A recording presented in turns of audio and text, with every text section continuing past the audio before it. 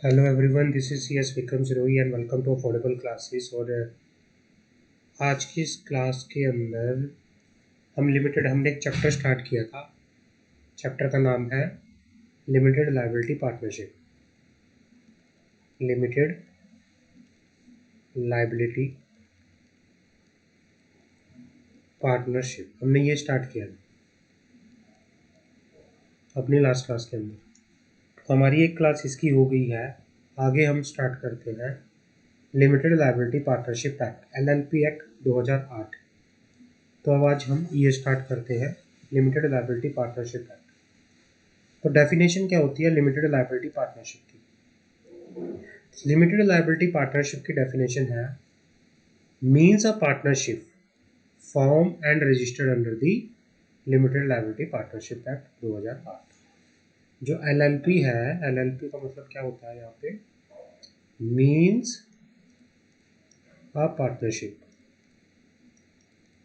Means a partnership which is, वैसे तो ये पार्टनरशिप होती है लेकिन इसकी अपनी क्या होती है, एक और अपनी सेपरेट लीगल एंटिटी होती है, क्योंकि ये रजिस्टर्ड होती है, ये इनकॉर्पोरेट होती है, इनकॉर्पोरेट होती है, रजिस्टर्ड होती है। कहाँ पे? इनकॉर्पोरेट होती है, रजिस्टर्ड होती है under the limited liability partnership act LLP act 2008। अब लिमिटेड लायबिलिटी पार्टनरशिप अग्रीमेंट क्या होता है? देखो, कोई भी लिमिटेड लायबिलिटी पार्टनरशिप जो है जब इनकॉर्पोरेट होती है, इनकॉर्पोरेट होने के बाद पार्टनर्स के बीच में क्या होता है? एग्रीमेंट होता है। लिमिटेड लायबिलिटी पार्टनर्स के जो पार्टनर हैं, डेजिग्नेटेड पार्टनर जो होते हैं, पार्टनर जो उसके होते हैं, उनके बीच में क्या होता है? अग्रीमेंट होता है। Limited liability partnership agreement means any return agreement, कोई भी return agreement between the partner of the limited liability partnership, between the partner of the limited liability partnership or between the limited liability partnership and its partner, which determine the mutual rights and duty of the partner and their rights and duty in relation to that limited liability partnership। जो ये definition है, ये section 2 close 0 के 2 close O के अंदर of LLP act में बता रखी है। जो एग्रीमेंट होता है या तो वो पार्टनर्स के बीच में होता है या LLP और पार्टनर्स के बीच में होता है, जिसमें वो क्या करते हैं, अपने म्यूचुअल राइट्स, अपने म्यूचुअल जो ड्यूटीज़ हैं पार्टनर्स की, या फिर जो म्यूचुअल राइट्स एंड ड्यूटी है एक लिमिटेड लायबिलिटी पार्टनरशिप के लिए, उसको वो क्या करते हैं, डिटरमाइन करते हैं। पार्टनर का मीनिंग क्या है यहाँ पे? पार्टनर, भाई partner in relation to limited liability partners means any person who become a partner in limited liability partnership in accordance with the partnership agreement. जो पार्टनरशिप एग्रीमेंट के अकॉर्डेंस, जो पार्टनरशिप एग्रीमेंट के according क्या होता है, partner का meaning क्या होता है यहाँ पे? Partner means any person, partner means any person in relation to limited liability partners means any person who become a partner in limited liability partnership in accordance with the limited liability partnership agreement। आगे बढ़ते हैं। Small LLP का meaning क्या होता है? Small LLP, small LLP क्या होती है? स्मॉल LLP कह लो, स्टार्टअप LLP कह लो, ये दो तरह की एक डिफरेंट क्लास ऑफ LLP है, जिसमें गवर्नमेंट क्या करती है, काफ़ी सारी आपको सब्सिडी देती है, सब्सिडी। अब बात करते हैं स्मॉल LLP। भाई स्मॉल LLP एक लिमिटेड लायबिलिटी पार्टनरशिप है जिसमें जो कंट्रीब्यूशन होता है, किसका कंट्रीब्यूशन? जो पार्टनर का कंट्रीब्यूशन होता है, contribution does not exceed, contribution does not exceed 25 lakh rupees. 25 lakh rupees क्या कहना चाह रहा है यहाँ पर?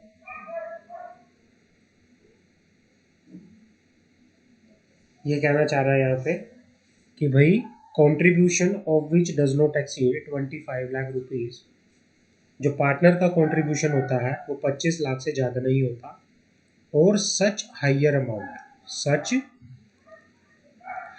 अमाउंट जो 5 करोड़ से ज़्यादा नहीं हो, मतलब जिसमें स्मॉल एलएलपी का मीनिंग होता है जिसमें पार्टनर का कंट्रीब्यूशन 25 लाख से ज़्यादा नहीं होना चाहिए, और सच हायर अमाउंट जो बताया गया है कि भाई मैक्सिमम टू मैक्सिमम रूल्स में जो बताया गया है 5 करोड़ से ज़्यादा नहीं होना चाहिए। एंड जिसमें टर्नओवर जो होता है,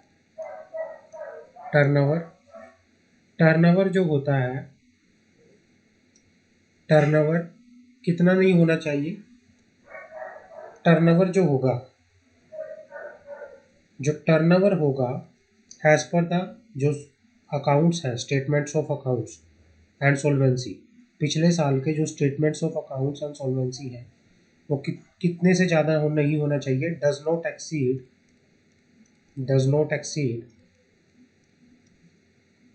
40 लाख और सच हायर अमाउंट जिसमें रूल्स में बताया गया कि 50 करोड़ से ज़्यादा नहीं होना चाहिए। तो ये क्या है? और जो सच जिनके लिए कुछ टर्म्स एंड कंडीशन बता रखी है, अगर वो एलएलपी जो है उन टर्म्स एंड कंडीशन को फुलफिल करती है तो उसको क्या कहते हैं? स्मॉल एलएलपी कह के यहाँ पर चलते हैं। उसको क्या कहते हैं? स्मॉल एलएलपी कह के यहाँ पर चलते हैं। तो स्मॉल एलएलपी की डेफिनेशन क्या है? स्मॉल एलएलपी की डेफिनेशन उसकी कंट्रीब्यूशन और टर्नओवर के ऊपर बेसिस कर रखी है। तो स्मॉल एलएलपी के अंदर अगर मैं बात करता हूँ, स्मॉल एलएलपी जिसमें जो पार्टनर का कंट्रीब्यूशन होता है 25 लाख से ज़्यादा नहीं होना चाहिए और मैक्सिमम टू मैक्सिमम 5 करोड़ से ज़्यादा नहीं होना चाहिए, और जिसमें टर्नओवर जो होता है स्टेटमेंट ऑफ अकाउंट्स के बेसिस पे वो 40 लाख से ज़्यादा नहीं होना चाहिए और मैक्सिमम टू मैक्सिमम 50 करोड़ से ज़्यादा नहीं होना चाहिए as per the statement of account and solvency for the immediately proceeding financial year. और उनके लिए कुछ टर्म्स एंड कंडीशन बता रखी हैं, वो भी उनको क्या करनी पड़ेगी? फॉलो करनी पड़ेगी। अब बात कर लेते हैं स्टार्टअप क्या होता है। Startup LLP, what is the meaning of startup LLP?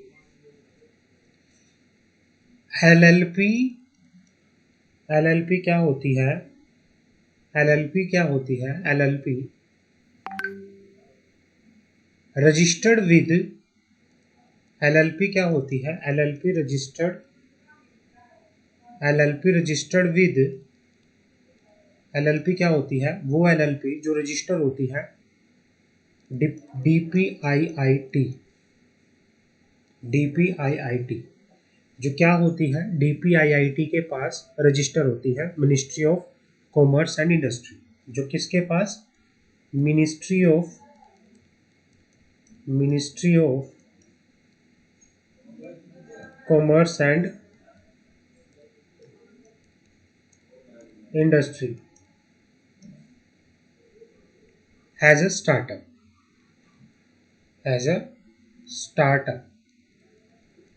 मतलब क्या होना चाहिए यहाँ पर कि जो एलएलपी होती है वो रजिस्टर होती है with DPIIT ministry of commerce and industry as a startup and enjoy the privileges of startup India. जो गवर्नमेंट की जो स्टार्टअप इंडिया स्कीम है उसके बेनिफिट को एंजॉय करती है। जो गवर्नमेंट की स्टार्टअप इंडिया जो स्कीम है उसके बेनिफिट को एंजॉय करती है during the first 10 years of their registration. मतलब गवर्नमेंट इनको काफ़ी सारी एग्जम्पशंस देती हैं, काफ़ी सारी प्रिविलेजेस देती हैं, काफ़ी सारी क्या देती हैं? इनको सब्सिडीज देती है, कंसेशन देती है। With the passage of LLP amendment act 2021 many privileges are now extended to startup LLP under the LLP Act 2। Both startup LLP and small LLP enjoy concession in respect of lower fees and milder penalty under the LLP Act 2008. This would encourage many small unrecognized business to choose LLP as a suitable form of business organization. तो इस तरह से क्या होता है, startup LLP होती है वो LLP जो ministry of commerce and industry के पास एज अ स्टार्टअप जो है रजिस्टर होती है, और जो गवर्नमेंट की स्टार्टअप इंडिया जो स्कीम है उसके जितने भी प्रिविलेजेस हैं उनको एंजॉय करती है, और काफ़ी सारी एग्जाम्शन जो है गवर्नमेंट इनको दे के चलती है, और काफ़ी कंसेशन मिलती है इनको स्टार्टअप वाले उसमें during the first 10 year of its registration. जैसे रजिस्ट्रेशन होता है 10 साल के लिए, ये एज अ स्टार्टअप इनको क्या मिलता है, कंसेशन मिलता है। अब पार्टनर इन द LLP, भाई पार्टनर इन LLP के अंदर पार्टनर कौन होगा, कैसे होगा, वो बात कर लेते हैं। पार्टनर की बात कर सकते हैं कैसे बनता है। Every LLP shall have not less then 2 designated partner. LLP के मिनिमम कितने, मिनिमम 2 क्या होने चाहिए, डेजिग्नेटेड पार्टनर। LLP के 2 डेजिग्नेटेड पार्टनर होंगे, उनमें से क्या होगा, कम से कम एटलीस्ट वन जो होंगे रेजिडेंट होना चाहिए, मतलब उनमें से एक रेजिडेंट ऑफ इंडिया होना चाहिए। रेजिडेंट ऑफ इंडिया का मतलब क्या होता है, resident in India means stay in India for a period not less then 120 day during the immediately presiding financial year. मतलब पिछले फाइनेंशियल ईयर में जो पर्सन इंडिया में 120 दिन, कम से कम 120 दिन इंडिया में रुका है तो वो रेजिडेंट इन इंडिया है। मतलब LLP के मिनिमम 2 डेजिग्नेटेड पार्टनर होने चाहिए, उनमें से एक पार्टनर रेजिडेंट इन इंडिया होना चाहिए। और रेजिडेंट इन इंडिया का मीनिंग क्या है, रेजिडेंट इन इंडिया का मीनिंग क्या है, वो पर्सन जो कम से कम 120 दिन इंडिया के अंदर रुका है पिछले प्रीसीडिंग फाइनेंशियल ईयर में। आगे बढ़ते हैं। Where all the partner in LLP are body corporate. अगर किसी कंपनी के अंदर, मान लो अगर किसी LLP है एक, उसके अंदर 2 कंपनी पार्टनर है, ABC लिमिटेड और XYZ लिमिटेड, तो ये कंपनी क्या करेंगी, अपने बिहाफ पे 2 किसी नेचुरल पर्सन को नॉमिनी क्या करेंगी, नॉमिनी अपॉइंट करेंगी। Where the partner in the LLP are body corporate, where the partner in the LLP are body corporate, at least minimum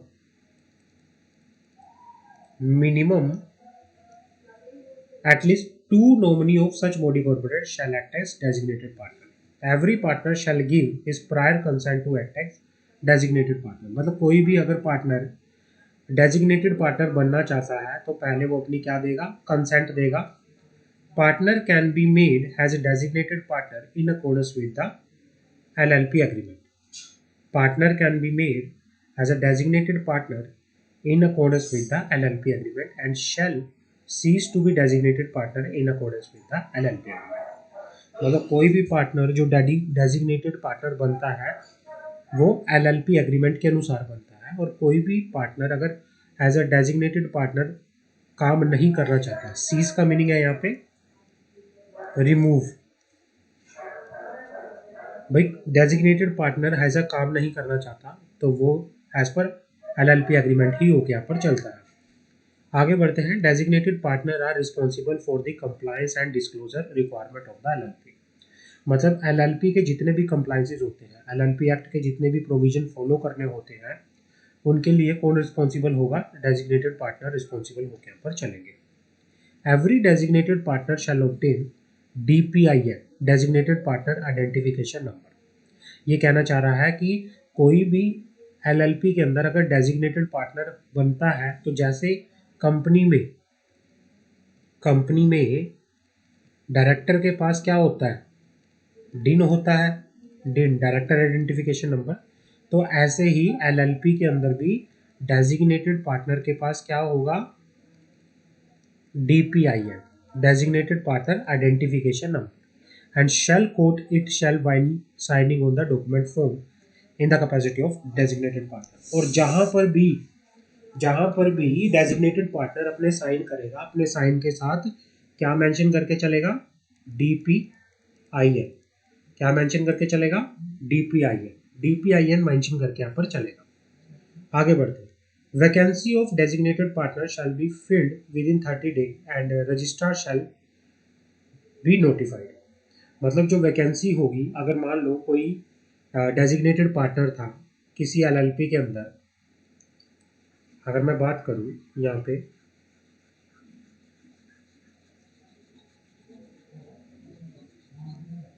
कोई LLP थी, LLP के अंदर डेजिग्नेटेड पार्टनर थी, डेजिग्नेटेड पार्टनर LLP के अंदर डेजिग्नेटेड पार्टनर थे, कोई भी डेजिग्नेटेड पार्टनर था, mister A, mister B. Mister A जो है वो छोड़ के चला गया, छोड़ दिया उसने, तो फिर क्या होगा, उसकी जो वैकेंसी हुई है तो उसकी जगह पे 30 दिन के अंदर अंदर किसी दूसरे को as a designated partner appoint करना पड़ेगा। Any partner may resign from LLP by giving a notice in writing of not less than 30 days। कोई भी पार्टनर है जो रिजाइन हुआ है LLP से, any partner may resign from LLP by giving a notice in writing of not less than 30 days to the LLP। कोई भी अगर डेजिग्नेटेड पार्टनर है, कोई भी पार्टनर है अगर LLP से रिजाइन होना चाहता है, LLP छोड़ के जाना चाहता है, ठीक है ना, तो वो क्या करेगा, नोटिस देगा राइटिंग में 30 दिन के अंदर अंदर, 30 दिन के अंदर अंदर उसको क्या करना पड़ेगा, नोटिस देना पड़ेगा कि भाई वो छोड़ के जा रहा है and shall comply with the terms and condition of LLP agreement. और उसको LLP एग्रीमेंट के अंदर क्या करनी पड़ेगी, LLP एग्रीमेंट की जितनी भी टर्म्स एंड कंडीशन है उनको फॉलो करना पड़ेगा। No person can continue to act as a partner in the following circumstances. कोई भी पर्सन जो है, no person can continue as a partner of LLP in following circumstances. Number 1, अगर डेथ हो जाती है, किसी पार्टनर की डेथ हो गई, अगर LLP का डिसोल्यूशन होगा, डिसोल्यूशन का मीनिंग होता है अगर LLP बंद हो गई, बंद होना, LLP आपने बंद कर दी, या फिर आपने क्या किया, if he is declare insolvent, अगर वो उसने अपने आप को दिवालिया घोषित करवा लिया है ना, उसने अगर अपने आप को दिवालिया घोषित करवा लिया, या if declare to be unsound mind, या उसको कोर्ट ने क्या कर दिया, पागल करार दे दिया, तो इस केस के अंदर जो पार्टनर है, वो जो पर्सन है, वो पर्सन जिसकी डेथ हो गई है, या फिर जो डिसोल्यूशन अगर LLP का हो गया है, या वो दिवालिया हो चुका है, या वो कोर्ट ने उसको पागल करार दे दिया है, तो वो पर्सन LLP का क्या नहीं करेगा, पार्टनर कंटिन्यू नहीं रहेगा, उस दिन से ही पार्टनर नहीं रहेगा। आगे बढ़ते हैं। The cessation of partner from the LLP does not by itself discharge him from any obligation on to the LLP or other partner or any other person incurred while he was a partner of such LLP। ये कहना चाह रहा है यहाँ पर कि जब क्या होता है कि the cessation of partner from the LLP does not by itself discharge him from obligation, मतलब अगर वो पार्टनर था, पार्टनर करते टाइम उसने LLP के अंदर कुछ काम किए थे, अब वो पार्टनर नहीं रहा, तो भाई क्या कहना चाह रहा है यहाँ पे कि वो सारे काम के लिए रिस्पॉन्सिबल रहेगा, जो भी काम उसने अपने एज अ पार्टनर जब वो काम किए थे, उन सारे कामों के लिए वो क्या रहेगा, रिस्पॉन्सिबल रहेगा। The cessation of partner from the LLP does not by itself discharge him from any obligation or to the LLP or to the partner or to any other person incurred while he was partner of such LLP। मतलब जब वो LLP का partner था, जब उसकी कोई obligation थी, कोई लाइबिलिटी उसकी थी, तो उस लाइबिलिटी के लिए वो क्या रहेगा, रिस्पॉन्सिबल रहेगा, उस लाइबिलिटी के लिए क्या रहेगा, रिस्पॉन्सिबल रहेगा। आगे बात करते हैं। अपॉन द एडमिशन और cessation of partner, upon the admission or cessation of partner as a partner of LLP, notice shall be filed with the registrar within 30 days in such firm has been prescribed under the act। मतलब ये कहना चाह रहा है जब कोई भी person LLP का पार्टनर बनता है, कोई भी पर्सन LLP का पार्टनर बनता है, या फिर कोई भी पर्सन अगर LLP का पार्टनर बनता है या फिर उसको छोड़ के चला जाता है या पार्टनर से अपने आप को रेजिग्नेशन दे देता है, तो वो जैसे ही ये काम करेगा, या तो पार्टनर एज अ पार्टनर बना या छोड़ के चला गया, इन दोनों सिचुएशन में 30 दिन के अंदर अंदर LLP क्या करेगी, रजिस्ट्रार के पास फॉर्म फाइल करेगी, नोटिस दे के चलेगी उसकी अपॉइंटमेंट के रिगार्डिंग, उसकी रेजिग्नेशन के रिगार्डिंग। अब बात कर लेते हैं similarly whenever there is a change in the name address of the partner, a notice shall be filed with the registrar within 30 days in such form has been prescribed under the act। ये कहना चाह रहा है यहाँ पे कि भाई अगर किसी पार्टनर की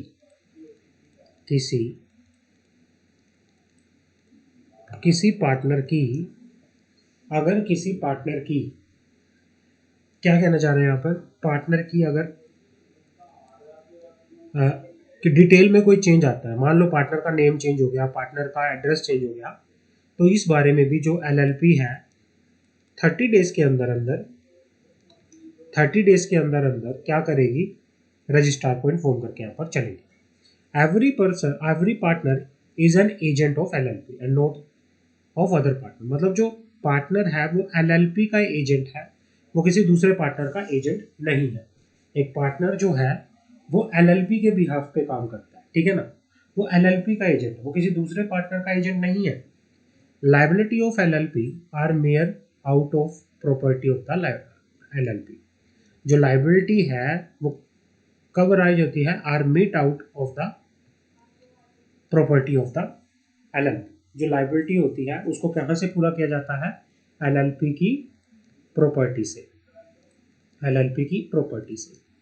No partner is personally liable for the debt or other obligation of the LLP in the normal course of business। ये कहना चाह रहा है, यही सबसे इंपॉर्टेंट चीज है एक LLP की, क्योंकि LLP जो है एक हाइब्रिड फॉर्म है जिसके अंदर कंपनी और LLP के दोनों के क्या होते हैं, फीचर होते हैं। जिसके अंदर एक LLP और कंपनी दोनों के क्या होते हैं, फीचर होते हैं। LLP के अंदर जैसे हमें पता है, नाम से ही हमें पता है, लिमिटेड लायबिलिटी पार्टनरशिप। जो पार्टनर की जो लायबिलिटी होती है वो क्या होती है, लिमिटेड होती है। जो पार्टनर की लायबिलिटी होती है वो लिमिटेड होती है, तो इसमें लिमिटेड लायबिलिटी पार्टनरशिप कहते हैं। तो पार्टनर जो है पर्सनली लायबल होकर यहाँ पर नहीं चलते। However, where any partner act with a fraudulent intent or with a fraudulent purpose, कोई भी पार्टनर है अगर किसी fraudulent intent से या fraudulent purpose से काम करता है, then he shall be made personally liable for such fraudulent act, fraudulent purpose and his liability shall become unlimited। अगर कोई पार्टनर सिर्फ फ्रॉडुलेंटली धोखाधड़ी में काम कर रहा है, तो फिर उसकी लायबिलिटी जो होगी वो पर्सनल लायबिलिटी होकर यहाँ पर चलेगी। पर्सनल लायबिलिटी होकर यहाँ पर चलेगी। तो ये था कि पार्टनर किस तरह से एक पार्टनरशिप में एक लिमिटेड लायबिलिटी पार्टनरशिप में आ सकता है, क्या क्या रीजन है, क्या क्या बातचीत है, वो हम बात इसमें करके यहाँ पर चलेंगे। अब हमारा सबसे इम्पोर्टेंट जो कंसेप्ट है फॉर्मेशन ऑफ LLP, ये हम अपनी नेक्स्ट वीडियो में बात करेंगे जब हम आपसे नेक्स्ट वीडियो में मिलेंगे। अभी के लिए हम इतना कर रहे हैं क्योंकि ये बहुत इंपॉर्टेंट कंसेप्ट है, इम्पोर्टेंट है काफ़ी, इसको काफ़ी डिटेल में बात हम करेंगे इम्पोर्टेंट कंसेप्ट को। तो अभी के लिए हम इसमें इतना ही रख रहे हैं, इसको एक बार आप पढ़ लेना। Thank you so much.